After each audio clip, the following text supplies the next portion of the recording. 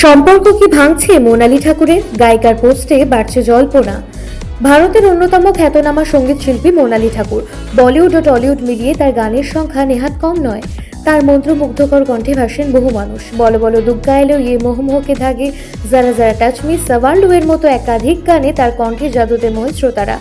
এর মাঝেই মোনালির বিয়ে ভাঙার খবরে তৈরি হয়েছে জল্পনা। গত 8ই সেপ্টেম্বর মোনালি ঠাকুর ইনস্টাগ্রামে একটি স্টোরি শেয়ার করেন, যেটি তার মিউজিক ভিডিও একবার ফির গানের একটি ঝলক।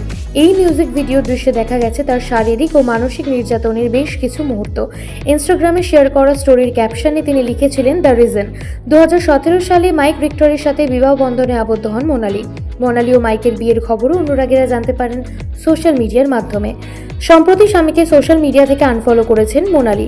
তবে সোশ্যাল মিডিয়ায় গায়িকার সাম্প্রতিক পোস্ট ঘিরে গুঞ্জন তৈরি হলেও তিনি সরাসরি এই বিষয়ে কোনো মন্তব্য করেননি। তাই সত্যি কি তার বিয়ে ভাঙছে নাকি পুরোটাই নতুন কোনো ভিডিওর প্রচার, তা এখনই জোর দিয়ে বলা যাচ্ছে না। ব্যুরো রিপোর্ট, আজ বাংলা ডিজিটাল।